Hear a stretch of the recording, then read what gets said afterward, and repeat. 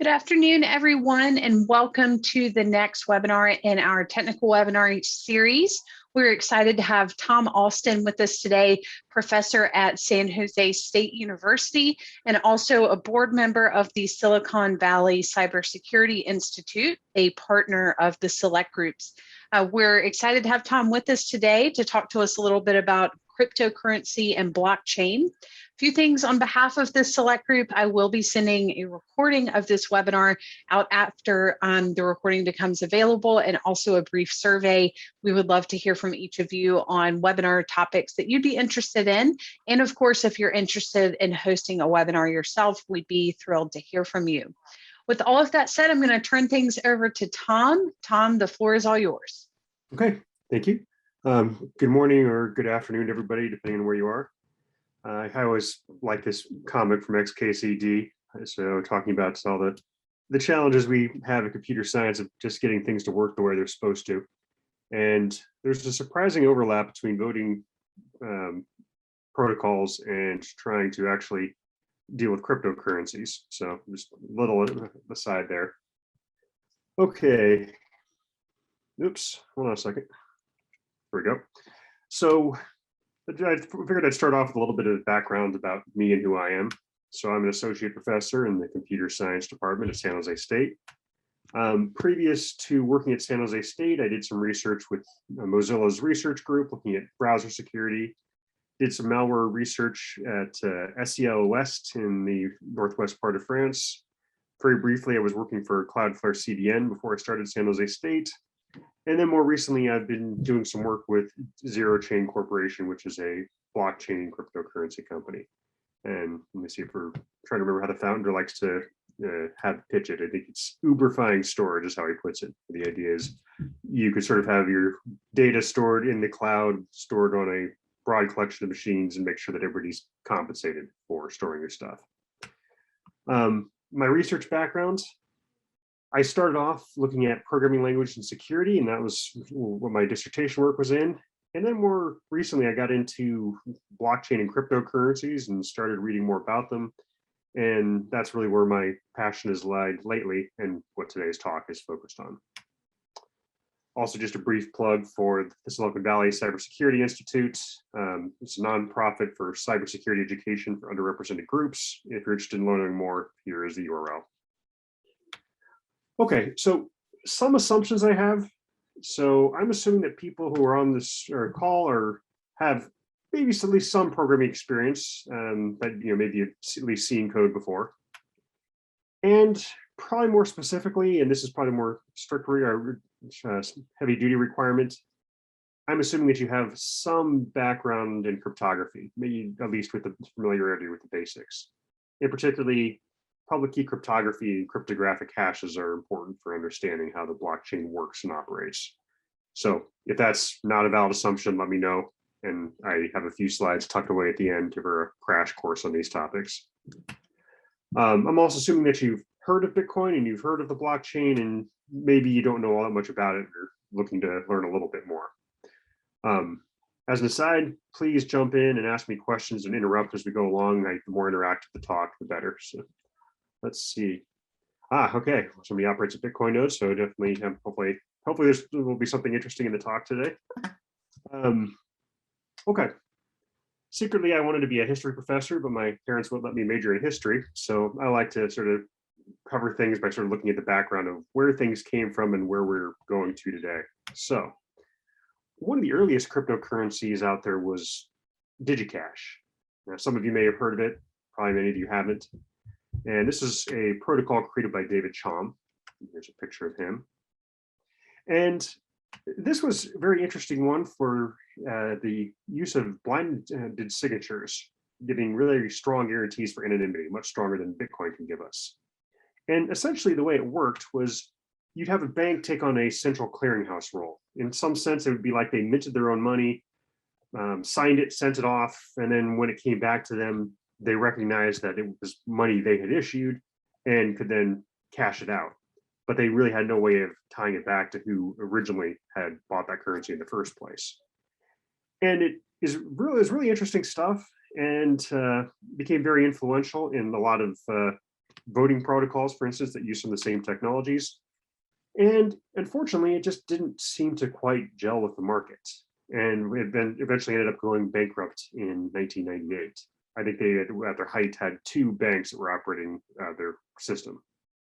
So why did it fail? We've seen 10 years later how Bitcoin took off and became quite successful. So what is it that Bitcoin had that DigiCash didn't? Well, some reasons that maybe DigiCash failed, some have suggested it was just poor business decisions. David Chaum, like all good security researchers, had a good streak of paranoia.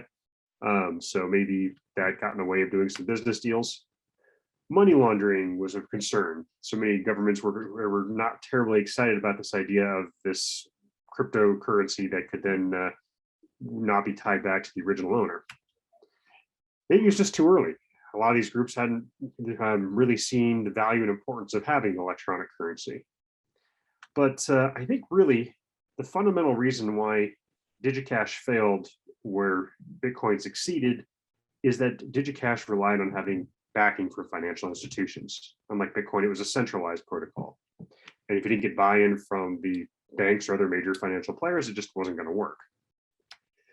In contrast, with Bitcoin came out in 2008 as originally just as a white paper, and then the first client was early 2009. Basically, we saw that it didn't really have any support from financial institutions. It was really more popular among the crypto libertarian hackers, down with the government, down with the man, who just wanted to have their own money and use something alternative system instead. So it went on for a couple of years. In 2010, a user tried to auction off 10,000 Bitcoins for $50. Nobody was interested. If only we had a time machine. In May 22nd, 2010, somebody actually did the first real world transaction when they bought 2 pizzas for 10,000 Bitcoin. So whether this is true or not, I think is somewhat is debated, but it's at least by Bitcoin legend, the first transaction where something of tangible value in the real world was bought with Bitcoin. In 2011, it matched the price of $1 for the first time and then exploded from there. By 2017, it scraped near almost $20,000 for Bitcoin. This is about the time I decided to buy some, and then promptly the market dropped down to about 6,000. So if you happen to be invested at the time and lost some money, I apologize. It's my fault personally for investing in there. So I know some stuff about the technology, but don't listen to me on financial advice.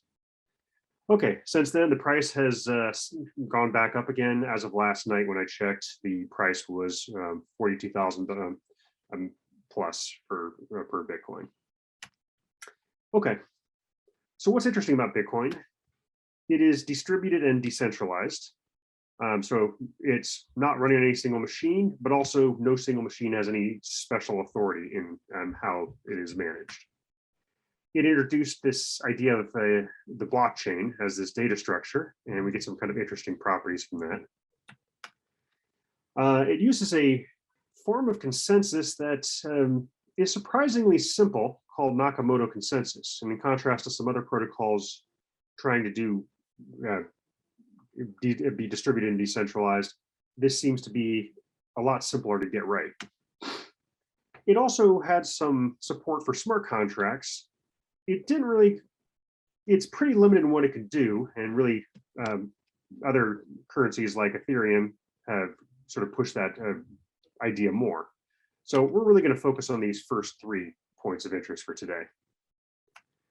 Okay, another way I like to start is take a look at how do you, we'll try to build up a cryptocurrency from scratch, kind of go through the pieces and then see as we go along what problems we run into. So here we have our couple of clients. We have Alice and Bob. And the idea essentially is that Alice will send out a message, giving some money to Bob. And to make sure that it's really Alice that's doing this transaction, she uses her digital signature to sign this message and then send it out. Now, the key idea here of having this distributed ledger is not only does she send this to Bob, she also sends it to Charlie and David and anybody else who might be on the network. And each of them keep their own personal copy of how much money everybody happens to have. So Alice then, if she decides to spend another 15 coins and give them to Charlie, everybody will update their balances accordingly, deducting 15 coins from Alice's account and adding 15 to Charlie's. However, if she tries to spend more money than she has, she tries to spend 8, but she only has 5, then Bob, Charlie, and David will all reject this transaction as invalid. Now, there's one challenge we have to consider, though, is there's something called a Sybil attack. So what do we do if Alice tries to declare the account as valid, and then she registers another account and declares that the transaction is valid, and another account and another account? You can imagine somebody else coming from outside and seeing sort of these different views of the system, that it would be confusing to know, did this transaction go through or not? Does Alice have that money or not? How do you figure that out? So this is one of the issues that we have to figure out how to deal with. Now, in a centralized world, it's easy. You have a bank, whatever the bank says is true is true. However, with decentralized protocols, we somehow have to ensure that everybody agrees on what the results are. And that can be a particularly challenging problem. So we'll take a sidestep here for a minute and take a look at some classic consensus mechanisms and approaches that had previously been used. First off, just the goals of things we want for a distributed protocol. One of the things we want is we want to get consistency. So we want to make sure that everybody has the same view of the data. That if you request some data and you get an answer back, that it's right. Availability means that if you ask for some result on the system, you get an answer. So if you request the state of something, you get a response. Now, note you can get consistency but not availability, and vice versa. Consistency might, if consistency is important, you might not provide a result if you can't be sure that it's correct. Availability is. Okay. Hey, buddy, I got to talk. Can you close the door, please? Hi. So availability is where you are trying to make sure that if you have a presentation, request something, you actually. Sorry about that. So with availability, you're trying to make sure that if you do request something, you get back a response, but it's okay if you get a response back that might be a little dated. And then partition tolerance means we want to be able to ensure that the system continues to operate despite all the various things that can happen with distributed protocol. Messages being dropped, delayed, spurious messages being sent on the system, etc. Somehow we want the system to still function. Now, all three of these are properties we'd like. The problem is we can't have them all at the same time, at least can't guarantee them all the time. So when there's a problem, we have to figure out which one of these we're willing to sacrifice. So this is known as the Cap theorem or Brewer's theorem. Okay, now there was a lot of work out there previously for solving this problem. The first and probably most well known was Paxos, which provided distributed consensus. It guaranteed consistency. It also guaranteed partition tolerance, since it's kind of non-negotiable for a distributed protocol. The biggest problem with Paxos was that it was pretty complex and people often got it wrong in their implementations.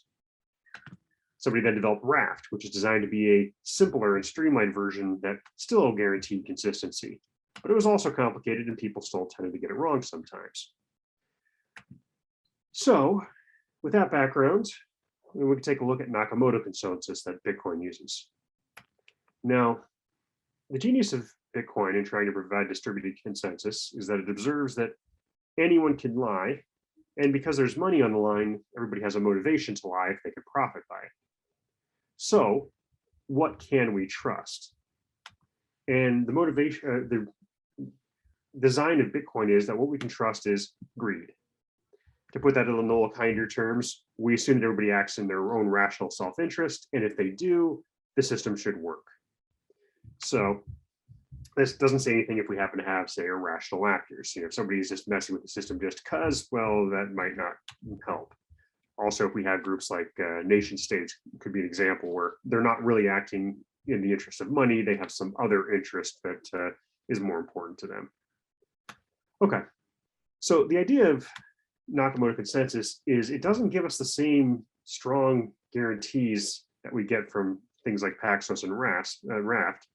Instead, we have probabilistic consensus, meaning that over time, it becomes more and more likely that we are going to agree on a transaction. In the original Bitcoin paper, it referred to this as being one CPU, one vote. Now that's laughable today. Today, one CPU is 0 votes. And as GPUs took over, CPUs became unimportant. And then as ASIC mining rigs came out, GPUs sort of lost all power. But essentially the idea though is still around that if you've got one computing unit, however you calculate that, you have one vote in some sense. One neat property of this is that it has open membership. You don't have to be known by anybody else in the network to participate. Once you find a proof, you can sort of announce yourself to the network and make the next block. And the way this is done is by solving what's referred to as a proof of work puzzle to determine who is the leader and figure out who is actually allowed to make a block. And the core idea, again, of appealing back to that greed is that it should be more profitable to mine than to cheat. So as long as you play by the rules of the protocol, you get paid, and the amount you get paid for playing by the rules and using your computing power to benefit the network is hopefully more profitable than trying to cheat and defraud the system.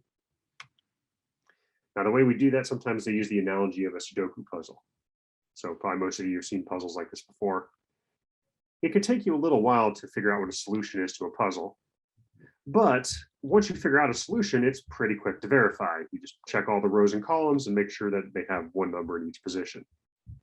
And if you need to make the puzzle more complicated to make the network take longer, you could have a more complicated puzzle. But still, it's relatively quick to look through and verify that all of the grids are correct. So that's the core idea. Is we want a system that's where when we solve these computational puzzles, it takes a lot of work to find a solution, but it's pretty easy to verify that the solution is correct. And this is that idea of having one CPU, one vote. You vote by solving puzzles that incidentally happen to validate transactions. Okay, now the way this is actually done in Bitcoin is through something called the Hashcash protocol. Now, the Hashcash protocol was originally designed for dealing with email spam, and despite the name, had nothing to do with cryptocurrencies. And the idea was that you had some target of a number that you had to find a hash that was smaller. So you would hash the block and see if the number of leading zeros was greater than whatever was the target had specified.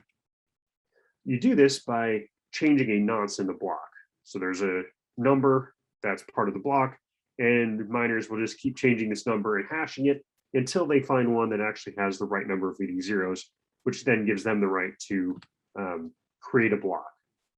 So by doing all this computational work, essentially they voted for that particular block. Now, the rough process is miners choose a nonce, they hash it, make sure that it see if it meets that target, and if it does, they announce the block and then get rewarded for their work. Otherwise, they choose a new nonce and keep the process going. So if we have n number of leading zeros required for the target, the work to find it will be 2 to the n hashes. So every extra zero we require doubles the amount of computational work required. However, to verify this only takes a single hash. Okay, now here is from Bitcoin Explorer, a sample block. And if you see this part here, let's see, you can see what the hash for this particular block was, and you can note how many leading zeros there are here. So this required a fair amount of computational power to actually find. So I just thought to pause here for a second. How's everybody doing? Is this all making sense? Am I going too fast, too slow?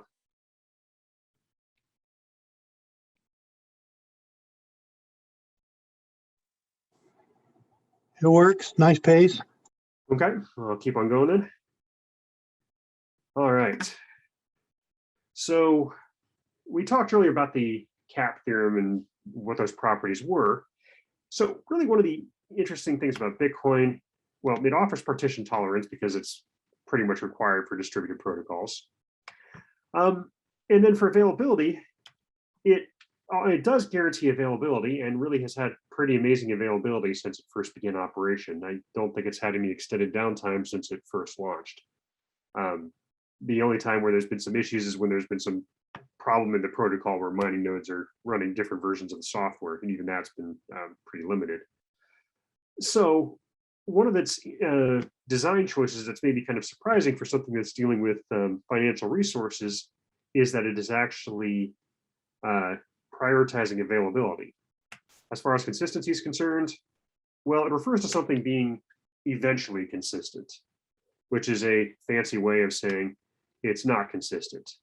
So it's possible that if you have a transaction, you put it to add it to a block, it might get dropped.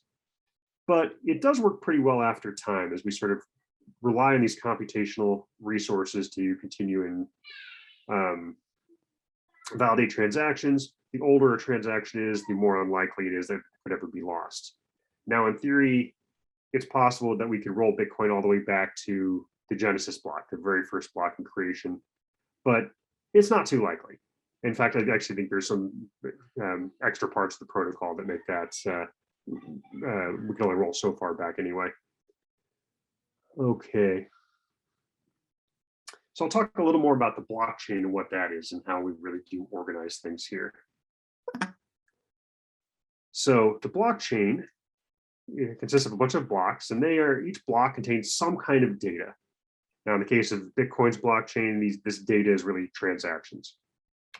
And then there's some kind of cryptographic hash linking the current block to the previous block. So that's sort of the chain in the blockchain. That's what has all these going backwards all the way to the very beginning. And then we need some form of Sybil resistance. We talked earlier about how Alice could try to create a bunch of fraudulent accounts to see if she could defraud the system. So the idea of having some kind of Sybil resistance is we want to make sure that we protect against that and make it difficult for somebody to change the past. Now, here's the details of what Bitcoin has in their blocks. And some of this we can kind of skip over for now. We have a version and timestamp information. We have this thing called the Merkle root, which I won't talk too much about what this is, but this is the tree data structure that they have for storing all the transactions. And that's really the data we're after to try to store and protect. We have the previous block hash, and this really is what gives us the link to the previous block all the way to the beginning. And then we have the proof of work target and the nonce, which are really what help us provide the Sybil resistance. This is what forces Bitcoin miners to commit computational resources to actually validate transactions on the network. Now, the properties we get from it, I should note that some of these are not necessarily limited to the blockchain itself, but sort of the broader system at large helps support this. It provides us a nice way to have a distributed and decentralized ledger where we can store this on many different nodes. We can make sure that come to consensus without having any central party being in charge. And it gives us an immutable history in some sense. I should note that really that's immutable looking backwards. So it's possible that a block might get discarded later, replaced by a better block that comes along, or that will add new stuff on top of it. But if you take a given block and you look backwards all the way to the beginning, nothing is going to be able to change that particular block's history, because any change or tweak to the past will invalidate that block and every block that follows after it. So it's kind of a neat property. One of the really interesting things about the blockchain is a data structure. It also works pretty well as a time stamping mechanism, because as we have our network continually churning out new blocks, we could sort of figure out time according to when this block was produced. So you can actually put a timestamp on the individual blocks like Bitcoin does, or just decide you define time by how many blocks have been produced. Okay. So we'll talk a little more about the evolution of how Bitcoin has gone forward. In 2009, when the network first started, this was a perfectly fine Bitcoin mining rig. So this is back in the crypto libertarian hacker days where there was no major players really involved, just a bunch of people running this on their spare machines lying around. And if you go back in time and had an old laptop, you could make yourself a bunch of money. Over time, what happened is we began to see some economies of scale take hold as there was more interest in Bitcoin. And you see in 2014, we start to see this big spike as more and more people get interested. and the hash rate really begins to climb rapidly. So that meant that CPU miners, people running this on old laptops, really couldn't compete anymore. The GPU mining rigs began to take over, which could hash much more quickly. And then those began to fall by the wayside when specialized mining rigs called ASIC miners took over. So today, Bitcoin mining rigs might look something more like this, which has had some good and some bad effects. So ASIC miners, this stands for application-specific integrated circuits. They speed up mining quite a bit, but they're also sort of expensive and very specialized machines. So they've pushed all the CPU miners out of the market. They pushed all the GPU miners out of the market. Now, one good side effect of this, we don't really have any Bitcoin mining botnets anymore. Earlier on, when Bitcoin was starting to get popular, but these specialized miners hadn't taken over, there were botnets out there trying to mine Bitcoin for their bot master. But today, the botnets can't compete, which also indicates how much more effective the ASIC miners are when even an entire network of compromised machines can't keep up. So the downside of this is that mining is becoming less decentralized. Now, instead of being able to run on anybody's laptop in the world, it's really become a deal where you have to have been somebody who decided to invest in one of these specialized machines. And really, the decentralization is one of the central features we really like about Bitcoin. So this is an unfortunate trend. Making this a little bit worse is we have mining pools. The idea of a mining pool is we want to be able to share out the rewards for steadier pay. Because we invested in all these ASIC mining rigs, we really are looking to get a steady payout. We're not really thinking about this as just sort of a fun thing to do anymore. This is an investment. The way they're typically set up is that an operator is going to collect some fee for picking the transactions and organizing what blocks and doing the coordination work. And then the miners will all collectively work on finding a shared proof for that block, and then they'll be able to share the rewards. If you're interested in knowing more of the details about how these are set up or some of the attacks that are against them, there is a great paper by Manny Rosenfeld talking about the different mining pool systems. Okay. Now, because of ASICs, we've reduced the number of miners out there. We've gone from being everybody in some sense to the only people who are really looking at this as kind of an investment. And then because of mining pools, we've concentrated that mining pool on power into the hands of just a few pool operators. And to make it even worse, if you're looking out for your own self-interest, you're probably best off joining the largest mining pool out there, because they are going to find the block proof most often, and they're going to give you rewards most frequently. So the end result is that Bitcoin is becoming more and more centralized over time. Now, how bad is it getting? Here is a pie graph or pie chart that I took a while back of how the mining pools were set up. And you can see the top 4 mining pools, FT Pool, Binance Pool, Poolin, and Huobi.pool, contain more than half the mining power of the network. So if the 4 people who run these networks get together, they can pretty much dictate terms. Now, it gets a little worse than that. So some of the issues that come up, there's the classic 51% attack. I hate this name, but nonetheless, the name is stuck. If you get more than half the mining power of the network, you kind of control the network. It really isn't decentralized anymore. There's always double spending attack concerns. If you have a really powerful group, they could potentially try to rewrite history and spend the same money twice. There's also some concern about coercion, where if law enforcement grabs those 4 pool operators, they could then force them to do their will on the mining network. Now, this isn't quite as bad as it sounds, because these machines tend to be, spread out a little bit. So it's possible that you could decide to switch and join a different mining pool. And we saw a little bit of that when China was doing some crackdowns, where a lot of the miners who were part of these pools jumped ship and went to other mining pools. There's some concern of censorship, that if you have a very large group and they refuse to take a transaction, they could effectively prevent transactions from being added to the network. There's a tech called feather forking, which was basically even the threat of censoring a block that contains this transaction could prevent other mining pools from accepting it as well. So going back to this pie chart, you can imagine FT Pool announced that they were not going to accept any block that had a transaction they didn't like. All the other mining pools would probably decide to ignore that transaction as well, because they don't want to lose 21% of the mining power of the network. Okay, and then the last one that I'm going to talk about is selfish mining, which is an interesting attack that invalidated some assumptions that people had previously. So this blog post came out in late 2013. Bitcoin is broken, and not just superficially so, but fundamentally at the core protocol level. So the title is a bit provocative, but the two authors had looked at the protocol and realized that there were some attacks that could be done that the network really wasn't equipped to handle. So the paper they wrote was titled "Majority is Not Enough." And what they showed is that despite the conventional wisdom that Bitcoin works if the majority of miners follow the protocol, this isn't really true. In fact, 2/3 of the miners must be honest for the protocol to really provide the guarantees it needs. And this was just the best theoretical case.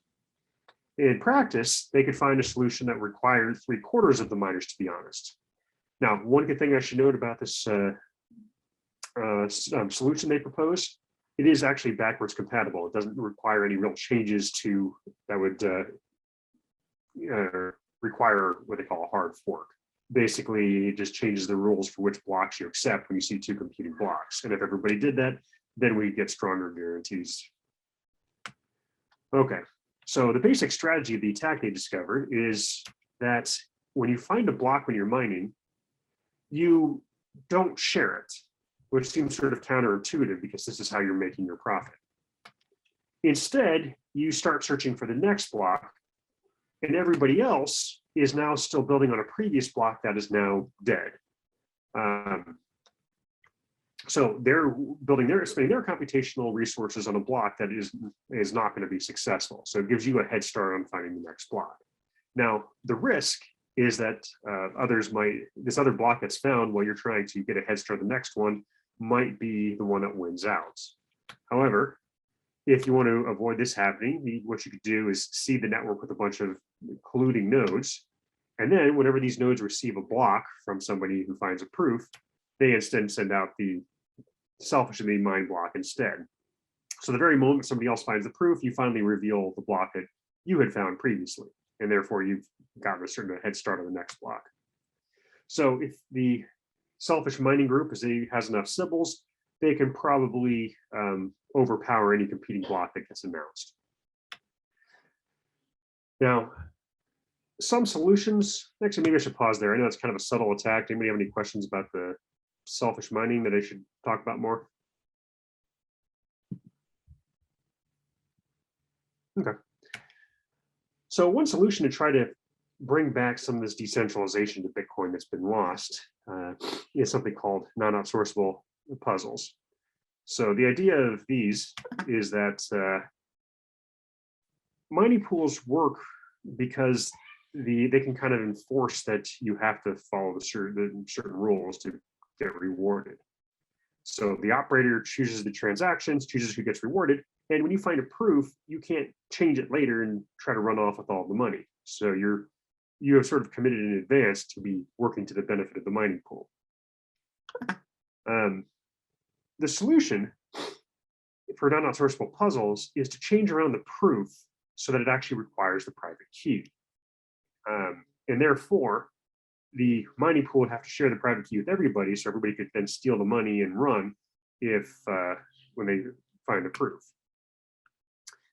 Now, there's something called the Coinbase address. So when a proof is found and somebody produces a new block, they can also just take all the money that was given as part of that block. There's a certain amount of money just created from nothing that's given to whoever produces the block, in addition to some transaction fees.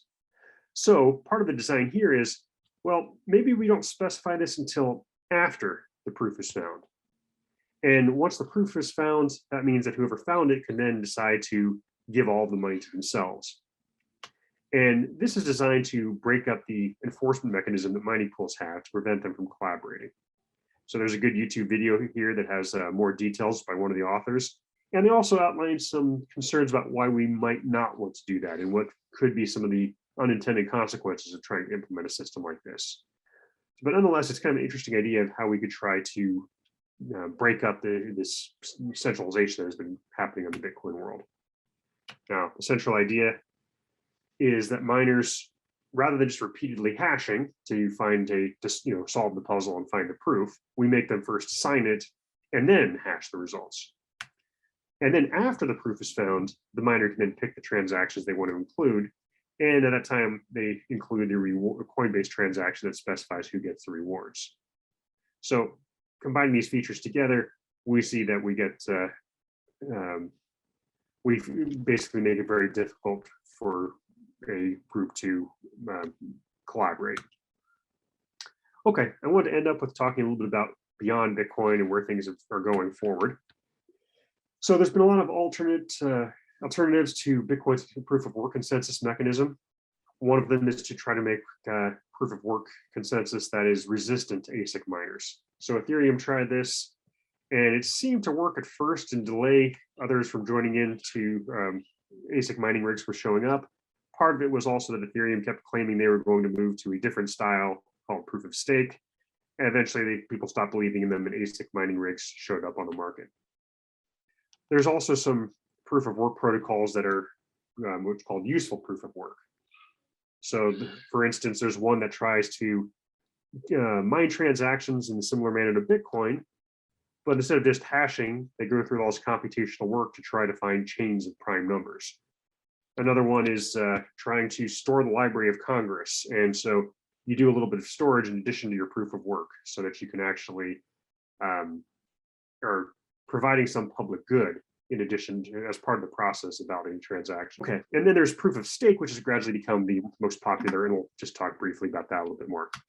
So the core idea of proof of stake is that if you're heavily invested in the protocol, you're probably not going to destroy it. So instead, we have what's known as virtual miners, that instead of committing a computational power, the resource that you're committing is coins. And there's been a variety of different forms of this, and we'll just briefly talk about some of the most popular. And the acronym is POS. It's kind of unfortunate, but nonetheless, that seems to be the standard that is used. So instead of having miners, we talk about validators. So instead of burning computational resources, you are validating transactions as they come in. And then you have a block producer who is the validator who is elected to choose the current block. And this terminology is taken from Tendermint, one of the early crypto or proof of stake cryptocurrencies, and it's been influential in the naming for many of those that came later. Now, all these protocols for proof of stake have to deal with what's known as the nothing at stake problem. So with mining, with proof of work systems like Bitcoin, miners effectively vote by computational power. So which basically today, one ASIC mining rig is one vote for which past block is going to be successful if there's competing blocks. With proof of stake, if the system isn't careful, it could be a valid strategy to vote for every single chain, every single competing block, and therefore you could win just whichever one actually is successful. So proof of stake protocols have to have some way of addressing this and forcing their validators to commit to a particular block when there's competing blocks. Now, a few of the systems out there, there's Ethereum's Casper protocol, which has been in the development for a long time. I forget what the current status of it is, but it seems like it has not yet launched. EOS is an interesting one where they use what's known as delegated proof of stake. And it's sort of similar to a representative democracy. So we have a very few elected block producers, and people who have coins can sort of vote with their coins to lend their stake to some of these block producers and give them their power in exchange for some of the rewards. One of the earliest was one called Peercoin, which is sort of a hybrid proof of work, proof of stake system, where if you had a bunch of currency that you hadn't spent in a while, you could use that to get an easier proof of work target and therefore produce blocks more easily. And then probably the most well-known one out there was Tendermint, which tried to use some of these classic consensus algorithms as part of their process. And yeah, that'll cover those. So as to where we're going from here, proof of stake seems to have been the system that many people are most interested in part because it doesn't require these computational resources. So one of the directions is trying to find proof of stake consensus that will have a more high performance, have transactions going through more rapidly. Other consensus mechanisms are out there that people are looking for. Are there better or different resources we could use to still get the same guarantees? And one of the properties that Bitcoin has, but most proof of stake protocols don't, is a certain amount of openness. Anybody can participate in mining on Bitcoin. In contrast with proof of stake, you have to be known by the system, have a certain amount of resources coins that you're committing, and it's not as easy to become part of the consensus process, in part because you tend, for at least how most of these protocols work, you tend to need a lot more messages to come to consensus. Okay, and I think that's the end of my talk. Hopefully it's been informative. If anybody has questions, I'm happy to chat and discuss things.